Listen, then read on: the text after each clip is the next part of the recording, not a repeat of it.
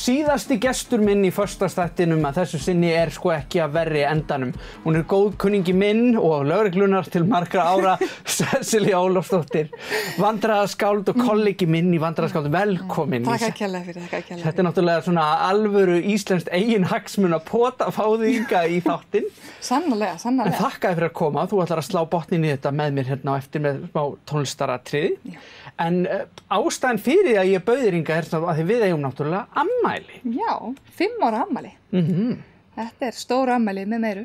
Það það og það margir sem gera sig ekki grein fyrir að við séum orðin þetta gömul. Nei, og þó daginn þá sagði ég einhverjum bara ekki, já, við erum 5 ára í ár og þá sagði hann, nú þið ekki eldri. Og hélt að þetta vandræðaskáld hefði verið starfandi í alveg fleiri ár. Já, við erum búin að fá svona algjörlega nóg á okkur. Kannski. Mér liðið eins og það hefði liðið hægar. Já, þetta var líka, já, eitthvað svoleiðis. Já, hugsanlega, sko. Og þú ætlar svona, ég ætla að þykjast ekkert vita, ég ætla bara að spyrja þér. Hvernig ætlarðu að gera þessu afmæli skil? Já, þetta afmæli, það náttúrulega svo flott að við verðum að halda tónleika og á Græna hattinum. Að sjálfsögðu, það staðurinn, það sem að tónleikar skulu haldnir og við ætlum svona að fjalla kannski svona eitthvað fyrsta verk sem að þarna útför sem að við settum á svið árið 2015. Já, og það var nú eiginlega svona ástæðan fyrir við urðum til sem þetta dúó vandræðaskáld að við gerðum þessa sýningu sem fjallaði uppruna íslensku þjóðarinnar. Einmitt. Og við ætlum, já, þetta svona fullorðins barna afmæli, 5 ára afmæli fyrir fullorðna. Já, nákvæmlega. Það ekki. En við ætlum samt að taka kannski á svona stikkpröfu úr útför en við ætlum að gera fleira. Þú til dæmis, þér búin að vera að saga Akureyrar mjög hugleikin, veit ég, upp á síðkastið. Jú, sannarlega. Þetta búið að svona hanga mjög yfir manni og maður búin að velta þessu mikið fyrir sér. Það náttúrulega Akureyri á afmæli en það var náttúrulega engin Akureyrarvaka í ár. Nei. Og eins og engin menningarnótt heldur. Ákveðin skellur. Ofan á allt annað. Ég veit að fyrir mörgum í fyrri bylgjunni af COVID þá var það einhvern veginn svona ljósið við endagangana það því Akureyrarvaka. Já, það alveg rétt. Við erum búin að vera mjög spennt fyrir því að geta einhvern veginn fagna aftur en svo það sér ekkert fyrir endan á þessu. Nei, en var eitthvað sem því ég veit að þú lagðist í rannsókn fyrir Akureyrarvöku og við ætlum að gera því svolítið skil líka á tónleikunum á Græna, við ætlum að fara svolítið í saumana á sögu Akureyrar og ég veit til dæmis við vorum með gest hérna frá Björgunarsveitinni Súlum áðan. Já. Og það við náttúrulega á Akureyri með þetta bæjarfjall Súlur sem Jú. Mér nefnilega alltaf þótt þetta alltaf merkilegt að maður talar alltaf að ganga á súlur og maður gengur náttúrulega yfirleitt á ytri súlur en svo eru syðri súlur líka og mér hefur alltaf fundist rosalega skrítið að þetta sé ekki súla, ytri súla og syðri súla, fyrst þær eru 2. Já, þetta fleirtalan saman. Já. En fólki hefur fundist það kannski vandrar hljóma svolítið eins og hafið meitt þig á nektarstaði og gengur á súlu. Einmitt. Þannig að það örugglega ástæðan fyrir þessu og margt svona í nágrenni Akureyrar sem að maður svona hefur ekkert velt í fyrir sér. Það oft talað til dæmis norðlenska framburðinn og ég var nú fyrir smá aðkasti einmitt bara núna síðustu helgi. Skrappsuður á land og það var maður sem að sagði að norðlenski framburðinn það hefði verið vænlegast að útrýma honum en ekki í flámælginni. En en ég náttúrulega, hann náttúrulega bara kannski bara veit ekki að Akureyri er náttúrulega bara uppbyggð á framburði og framburðin úr Gleráni er náttúrulega það sem við stöndum á hérna á Akureyri. Jú. Og framburðakennarar hafa komið langa leiðir og hlustað á framburðin hérna í Gleráni. Í Gleráni, já. Safnast þarna saman í stórum hópum við Eyrarnar. Akkúrat, þannig að þú verður með fullt af svona juicy fróðleik. Já, svona litli fróðleiksmólar Akureyri. Akureyri, já. Þannig að við getum svona gert því afmæli skil meðfram okkar eigin afmæli. Já. Akkúrat. Og við, eins og þú segir, við ætlum að vera á Græna hattinum. Það alltaf gaman að koma til Hauks og við náttúrulega vorum á Græna hattinum. Síðast þegar við spiluðum á Græna hattinum voru engir áhorfendur. Nei, það var bara ekki sála. Það var alltaf skemmtilegt og svona gaman að prófa það að halda upp í stemningunni þegar engin áhorfandi til þess að vera með manni í því. Já, fyrir þá sem ekki vita þá var það í COVID að það var svona sjónvarpsútsending, það var ekki bara tónleikar þar sem enginn mætti. Nei, einmitt. Halda því til haga.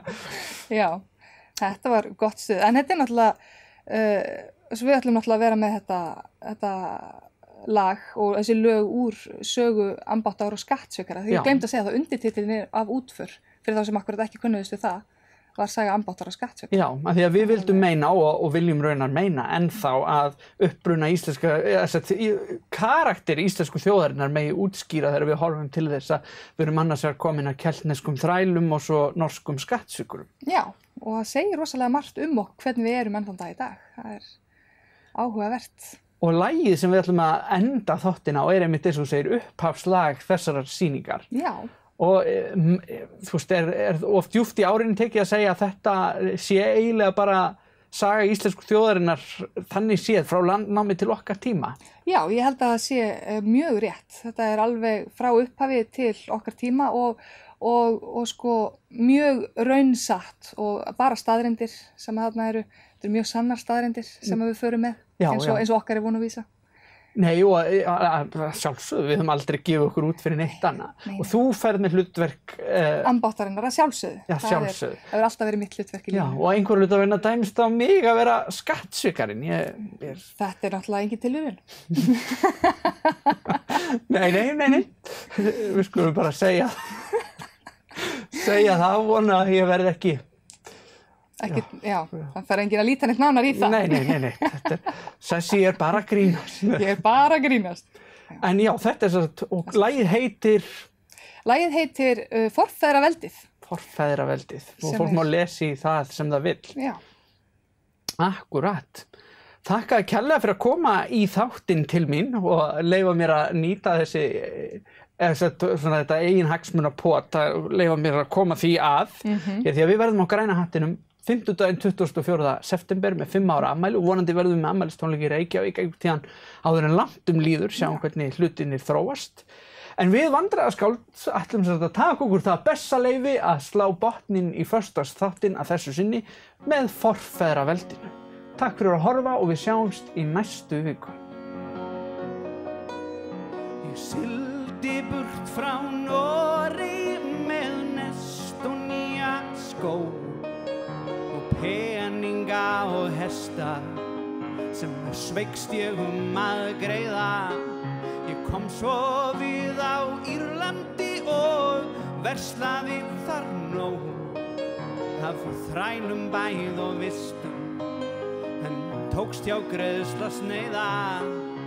Ég satt ein á Írlandi og frjálst höfuðstrauk, dansaði og spilaði, hló og sagði sögur, en svo kom einhver norðmaður og frelsi mínu lauk. Úr skipi kvaddi Írland, en hlíðin var svo fögur. Leiðin liggur norður á við, á hjara veraldar, og engan órar fyrir því hvað við finnum þar. Við settum stað á Garðarshólm og byggðum bóndabæ. Nótt og dag við strítuðum, litla hvíld við fengum. Já, en ég gekk og rabbaði við fólk og sagði hæ.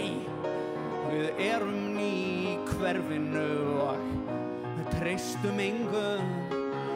En í næstu kosningum þá treysti ég á þig. Því stofnað hefðu ég nýjan flokk og líka nýtt kjördæmi. Og ég skal redda rafmagni, já, þú mátt treysta á mig. Og ef þú setur X við mig, ég þig fálka orðu sæmi. Leiðin liggur niður á við, virkjanir út allt, og ég á hvorki peninga né appelsín né mark. Vanhæf ríkisstjórn, en geri ekki neitt í því bara þræll ég og aðeins eitt víst í þessu lífi, þú kvarta ég í kommentum og allir læka það. Samt verður engin breyting því aðrir hafa völdin. Já, en mikilvægast þó þrællað, þekkir þú þinn stað og abbist ekki upp á þá sem ráða bak við tjöldin.